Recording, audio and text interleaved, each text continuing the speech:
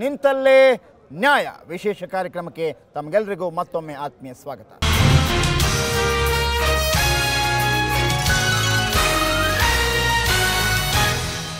ಈಗ ನಾನು ಕಾರ್ಪೊರೇಷನ್ಗೆ ಒಂದು ಪ್ರಶ್ನೆ ಹಾಕಬೇಕು. ಯಾರಿಗೆ? ಕಾರ್ಪೊರೇಷನ್ಗೆ. ಇವತ್ತು ಪೊಲ್ಯೂಷನ್ ಕಂಟ್ರೋಲ್ ಬೋರ್ಡು ಅವ್ರಿಗೆ ಎಂಪವರ್ ಮಾಡಿದ್ದಾರೆ, ಅವರು ಅದನ್ನ ನಿಯಂತ್ರಣ ಮಾಡ್ತಕ್ಕಂಥದ್ದು. ಇವತ್ತು ಕಾರ್ಪೊರೇಷನ್ ಅಲ್ಲಿ gauge meter to measure 20 microns or 40 microns gauge meter ನಿಮ್ಮ ಹತ್ರ ಇದೆಯಾ? ಇಲ್ಲೇ ಇದೆ, ತೋರಿಸಿ ಸರ್. ಹೊರ ರಾಜ್ಯಗಳಿಂದ ಬರ್ತಾ ಇರುವ ಅನ್ನುವಂಥದ್ದು ಬಹಳ ಈಸಿಯಾಗಿ ಅಲ್ಲಿಗೆ ಹೋಗ್ತಾ ಇದೆ ಪಾಯಿಂಟ್. ಆದರೆ ಅದನ್ನು ಯಾವ ರೀತಿ ಆದರೂ ತಡೆಗಟ್ಟೋದಕ್ಕೆ ಸಾಧ್ಯ ಇದೆ ನಿಮ್ಮಿಂದ? ಏನು ಸಿವಿಲ್ ಡಿಪಾರ್ಟ್ಮೆಂಟ್ಸ್ ಬೇರೆ ಏನಿದೆ ಅವರು ಮತ್ತು ಕಾರ್ಪೊರೇಷನ್ನವರು ಮನಸ್ಸು ಮಾಡಿದರೆ ಖಂಡಿತವಾಗೂ ಸಾಧ್ಯ ಆಗುತ್ತೆ. ಹೇಗೆ ಹೇಗೆ ಅಲ್ಲ, ಹೊರಗಡೆಯಿಂದ ಬರ್ತಕ್ಕಂಥದ್ದು, ಹೊರಗಡೆ ಏನು ಬ್ಯಾಂಡ್ ಐಟಮ್ಸ್ ಬರುತ್ತೆ ನಿಮಗೆ ಇದಕ್ಕೆ ಕಾರ್ಪೊರೇಷನ್ಗೆ ಬರಬೇಕಾದ್ರೆ BBMP ಬರಬೇಕಾದ್ರೆ ನೀವು ಬೇರೆ ಬ್ಯಾಂಡ್ ಐಟಮ್ಸ್ನ ಹೇಗೆ ಡೀಲ್ ಮಾಡ್ತೀರೋ ಹಾಗೆ ಮಾಡಬೇಕು. ಇದು ನಾವು ಹಂಗೆ ಮಾಡೋಕ್ಕಾಗಲ್ಲ. ನಿಮ್ಮ ರೆಸ್ಪಾನ್ಸಿಬಿಲಿಟಿ ನಮ್ಮ ಮೇಲೆ ಹಾಕಬಹುದು. ಇಬ್ರು ಸೇರಿ ಕೈ ಜೋಡಿಸಿ ಮುಂದೆ ಒಪ್ಕೊಳ್ಳೋಣ. ಇಬ್ರು ಸೇರಿ ಕೈ ಜೋಡಿಸಿ ಸರಿಯಾಗಿ ಮಾಡೋಣ ಅಂತ ನಾವಂತೂ ಒಪ್ಕೊಂತೀವಿ. 40 ಮೈಕ್ರಾನ್ಸ್ಗಿಂತ ಕಡಿಮೆ ಇರೋ ಪ್ಲಾಸ್ಟಿಕ್ಗಳ ಬಗ್ಗೆ ನಿಮ್ಮಲ್ಲಿ ಯಾರಲ್ಲಿ ಸೊಲ್ಯೂಷನ್ ಇದೆ? ಇದಕ್ಕೊಂದೇ ಪರಿಹಾರ. ಸಿಟಿ ಒಳಗಡೆ ನೀವು ಜೂಟ್ ಬ್ಯಾಗ್ಸು, ಕಾಟನ್ ಬ್ಯಾಗ್ಸು ತರಲಿಕ್ಕೆ ಪ್ರಯತ್ನ ಮಾಡಿ. ನೀವು ತಮಿಳ್ನಾಡಲ್ಲಿ ಆರ್ಕಾಡ್ ಡಿಸ್ಟ್ರಿಕ್ಟಲ್ಲಿ 2 kg ಬ್ಯಾಗು ಬರೀ 85 ಪೈಸಾ. ಇಲ್ಲಿ ತರಬೇಕು ಅಂದರೆ ಎಕ್ಸೈಸ್ ಡ್ಯೂಟಿ ಎಲ್ಲ ಸೇರಿ, ಎಕ್ಸೈಸ್ ಡ್ಯೂಟಿ, ಸೇಲ್ಸ್ ಟ್ಯಾಕ್ಸ್ ಎಲ್ಲ ಸೇರಿ ನಿಮಗೆ 4 ರೂಪಾಯಿ 10 ಪೈಸಾ 15 ಪೈಸಾ ಬೀಳುತ್ತೆ, ಟ್ರಾನ್ಸ್ಪೋರ್ಟ್ ಎಲ್ಲ ಸೇರಿ. ನೀವು ಎಕ್ಸೈಸು ಸೇಲ್ಸ್ ಟ್ಯಾಕ್ಸ್ 2 ವರ್ಷ ಬ್ಯಾನ್ ಮಾಡಿ. ಅವೆರಡಕ್ಕೂ ಕಲ್ಕಟ್ಟಾನಲ್ಲಿ 83 ಪೈಸಾ 2 kg ಬ್ಯಾಗು, 83 ಪೈಸಾ ಜೂಟ್ ಬ್ಯಾಗು. ಇಲ್ಲಿಗೆ ಟ್ರಾನ್ಸ್ಪೋರ್ಟ್ ಬರೋದಕ್ಕೆ ಬರೀ ಒಂದು ಬ್ಯಾಗ್ಗೆ ನಿಮಗೆ ಟ್ರಾನ್ಸ್ಪೋರ್ಟು 7 ಪೈಸಾ ಬೀಳುತ್ತೆ. ನೀವು ಅದಕ್ಕೆಲ್ಲ ಎಕ್ಸೈಸು ಸೇಲ್ಸ್ ಟ್ಯಾಕ್ಸು ಎಲ್ಲ ಕಸ್ಟಮ್ಸ್ ಎಲ್ಲ ನಿಲ್ಲಿಸಿದ್ರೆ ಅದು ನಿಮಗೆ ಇಲ್ಲಿ ಬರೀ ಒಂದು 25 ಪೈಸಾ ಇಟ್ಕೊಂಡು ಈ ಮಾರ್ವಾಡಿಗಳು ಅವರು ರಿಟೈಲರ್ಸು, ಡೈರೆಕ್ಟ್ ರಿಟೈಲರ್ಸ್ ಮಾಡ್ತಾರೆ. ಈ ಪ್ಲಾಸ್ಟಿಕ್ ಬ್ಯಾಗ್ಸ್ ಯೂಸ್ ಮಾಡೋದು ಪ್ರಾಬ್ಲಮ್ ಅಲ್ಲ, ಪ್ಲಾಸ್ಟಿಕ್ ಬ್ಯಾಗನ್ನು ಡಂಪ್ ಮಾಡೋದು ಪ್ರಾಬ್ಲಮ್ಮು. ಅದನ್ನು ಕಮ್ಮಿ ಮಾಡೋದಕ್ಕೆ to avoid the disposal of plastic bags we have come out with reusable bags. ಇದೇನು ಅರ್ಥ ಅಂದರೆ ನಮ್ಮ ಕಡೆ ಟೈಅಪ್ ಆಗಿರೋ ಅಂಗಡಿಗಳಲ್ಲಿ ಈ ಬ್ಯಾಗ್ ಕೊಡ್ತೀವಿ, 6 ರೂಪಾಯಿ ಒಂದು ಬ್ಯಾಗು ಕೊಡ್ತೀವಿ. ಆ ಕೊಟ್ಟಿದ ತಕ್ಷಣ ಎಷ್ಟು ದಿವಸ ಬೇಕಂದ್ರೆ ಯೂಸ್ ಮಾಡ್ಕೊಂಡು ಕಸ್ಟಮರು ಅದನ್ನು ವಾಪಸ್ ಕೊಡುವಾಗ ನಾವು 4 ರೂಪಾಯಿ ಕೊಡ್ತೀವಿ. 2 ರೂಪಾಯಿ ಒಂದು ಬ್ಯಾಗ್ಗೆ ಬಾಡಿಗೆ. ಅದೇ ಬ್ಯಾಗನ್ನು ನಾವು ವಾಪಸ್ ತಗೊಂಡು ಕ್ಲೀನ್ ಮಾಡಿ ಸ್ಯಾನಿಟೈಸ್ ಮಾಡಿಬಿಟ್ಟು ತಿರ್ಗಾ ಅದನ್ನೇ ಯೂಸ್ ಮಾಡ್ತೀವಿ. ಸೊ ಒಂದು ಬ್ಯಾಗು ಇದು ವಾರ್ಡ್ಗೆ ಹೋದ ಅಂದರೆ ಇದನ್ನು ಬಂದ್ಬಿಟ್ಟು 50 ಇಂದ 60 ಬ್ಯಾಗ್ಸನ್ನು ಕಮ್ಮಿ ಮಾಡುತ್ತೆ.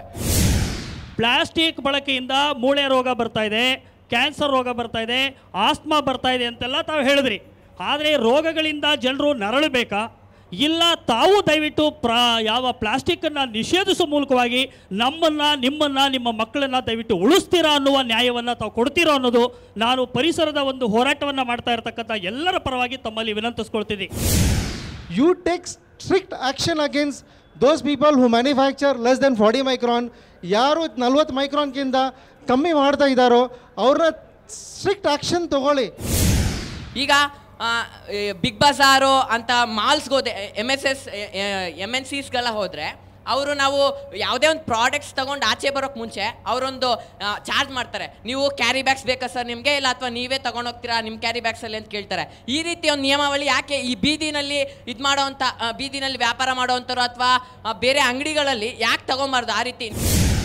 ಈಗ BBMP ಅವರು ಮತ್ತು ಪೊಲ್ಯೂಷನ್ ಕಂಟ್ರೋಲ್ ಬೋರ್ಡ್ ಅವರು ಈಗ ನೀವು ಹೊರ ರಾಜ್ಯದಿಂದ ಬರುವಂತಹ ಒಂದು ಬಿಲೋ 40 ಮೈಕ್ರಾನ್ ತಡಿಬೇಕು ಅಂತಂದರೆ ನಿಮಗೆ ಟ್ರಾನ್ಸ್ಪೋರ್ಟ್ ಡಿಪಾರ್ಟ್ಮೆಂಟ್ ಅವರು RTO ಚೆಕ್ ಮಾಡ್ತಿರ್ತಾರೆ. ಯಾವ್ಯಾವ ಟ್ರಕ್ನಲ್ಲಿ ಏನೇನು ಸಾಮಾನು ಬರುತ್ತೆ, ಏನು ವಸ್ತು ಬರ್ತಾರೆ ಅಂತ ಅವ್ರಿಗೆ ಗೊತ್ತಿರುತ್ತೆ. ಅವ್ರಿಗೆ ಗೊತ್ತಿದ್ದರೂ ಹೇಗೆ ಬರ್ತಿದೆ ಅದು. ಆದ್ದರಿಂದ ನೀವು ಟ್ರಾನ್ಸ್ಪೋರ್ಟ್ ಡಿಪಾರ್ಟ್ಮೆಂಟ್ ಜೊತೆಗೆ ನೀವು ಕೆಲಸ ಮಾಡ್ಕೊಳ್ಳಿ. ನೀವು ಅವ್ರ ಜೊತೆಗೆ ಕೋಆರ್ಡಿನೇಷನ್ ಬೇಕು.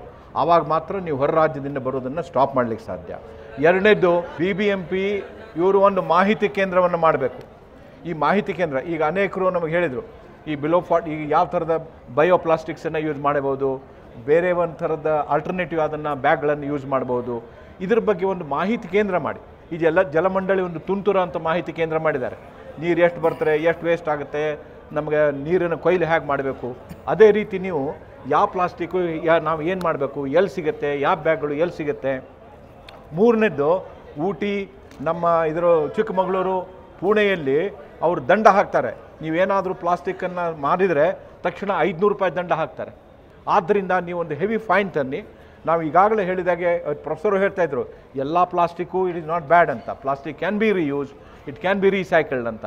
ಅದೇ ರೀತಿಯಾಗಿ ಈ ಮಾಹಿತಿ ಕೇಂದ್ರವನ್ನು ಮೊದಲು ಮಾಡಿ ಶಾಲೆಗಳಲ್ಲಿ ಎಲ್ಲರಿಗೂ ಹೇಳಿ, ಪ್ರತಿಯೊಬ್ಬ ಶಾಲೆಯಲ್ಲಿ ಮಕ್ಕಳು ಮನೆಯಲ್ಲಿರುವಂತಹ ವೇಸ್ಟ್ ಪ್ಲಾಸ್ಟಿಕ್ ಅನ್ನು ಹೋಗಿ ಒಂದು ಬಿನ್ ಮಾಡಿದ್ರೆ ಅದನ್ನು ಕಲೆಕ್ಟ್ ಮಾಡಿ ಸರ್. ಇವೆಲ್ಲವನ್ನು ಕೂಡ ಅಟ್ಲೀಸ್ಟ್ ನಮಗೆ ಒಂದು ಪ್ಲಾಸ್ಟಿಕ್ ಮುಕ್ತ ಬೆಂಗಳೂರು ನಿರ್ಮಾಣ ಮಾಡಲಿಕ್ಕೆ ಹಂತ ಹಂತವಾಗಿ ಆದರೂ ಸದ್ಯದ ಮಟ್ಟಿಗೆ ನಮಗೆ ಎಷ್ಟು ದಿನಗಳು ಬೇಕಾಗ್ಬೋದು, ಎಷ್ಟು ತಿಂಗಳು ಬೇಕಾಗ್ಬೋದು, ಎಷ್ಟು ವಾರ ಬೇಕಾಗ್ಬೋದು? ನಮಗೆ ಕೊನೆ ಪಕ್ಷ 4 to 6 months in 2 phases. Okay. So ಹಾಗಿದ್ರೆ 4 ರಿಂದ 6 ತಿಂಗಳು. ನಾವು ನಿಮ್ಮಲ್ಲಿ ಹೇಳೋದಿಷ್ಟೇ, 40 ಮೈಕ್ರೋನ್ಗಿಂತ ಪ್ಲಾಸ್ಟಿಕ್ ಮುಕ್ತ, ಕಳಪೆ ಪ್ಲಾಸ್ಟಿಕ್ ಮುಕ್ತ ಬೆಂಗಳೂರು ನಿರ್ಮಾಣ ಮಾಡೋದಕ್ಕೆ ನಮಗೆ 4 ರಿಂದ 6 ತಿಂಗಳ ಕಾಲಾವಕಾಶ ಕೊಡಿ. ಯಾವೆಲ್ಲ ಕಾರ್ಯಕ್ರಮಗಳನ್ನು ಹಮ್ಮಿಕೊಳ್ತಿರೋದು ನಿಮ್ಮದು. ಹಲವಾರು ಕಾರ್ಯಕ್ರಮಗಳನ್ನು ಹಮ್ಮಿಕೊಂಡು ಪೊಲ್ಯೂಷನ್ ಕಂಟ್ರೋಲ್ ಬೋರ್ಡ್, BBMP ಹಾಗೂ ಸರ್ಕಾರ ಕೈ ಜೋಡಿಸಿ 4 ರಿಂದ 6 ತಿಂಗಳೊಳಗಾಗಿ ಬೆಂಗಳೂರನ್ನು ಪ್ಲಾಸ್ಟಿಕ್ ಮುಕ್ತವನ್ನಾಗಿ ಮಾಡ್ತೇವೆ ಅನ್ನುವಂಥದ್ದು ಒಂದು ಪ್ರಮಾಣ ನಮಗೆ ಬೇಕು.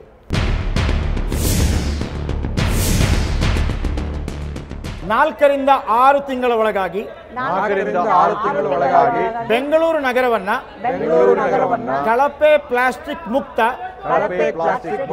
ಸುಂದರ ನಗರವನ್ನಾಗಿಸಲು ನಾವು ಬದ್ಧರಾಗಿದ್ದೇವೆ. 2 ಹಂತದಲ್ಲಿ ಇದಕ್ಕೆ ಬೇಕಾದ ಎಲ್ಲ ಕಾರ್ಯಕ್ರಮಗಳನ್ನು ಹಮ್ಮಿಕೊಂಡು ಪೊಲ್ಯೂಷನ್ ಕಂಟ್ರೋಲ್ ಬೋರ್ಡ್, BBMP ಹಾಗೂ ಸರ್ಕಾರ ಜೊತೆಗೂಡಿ ಬೆಂಗಳೂರಿನ ಸ್ವಚ್ಛ ಬೆಂಗಳೂರು, ಕಳಪೆ ಪ್ಲಾಸ್ಟಿಕ್ ಮುಕ್ತ ಬೆಂಗಳೂರನ್ನಾಗಿ 4 ರಿಂದ 6 ತಿಂಗಳೊಳಗೆ ಸಾರ್ವಜನಿಕರಿಗೆ ನೀಡುತ್ತೇವೆ.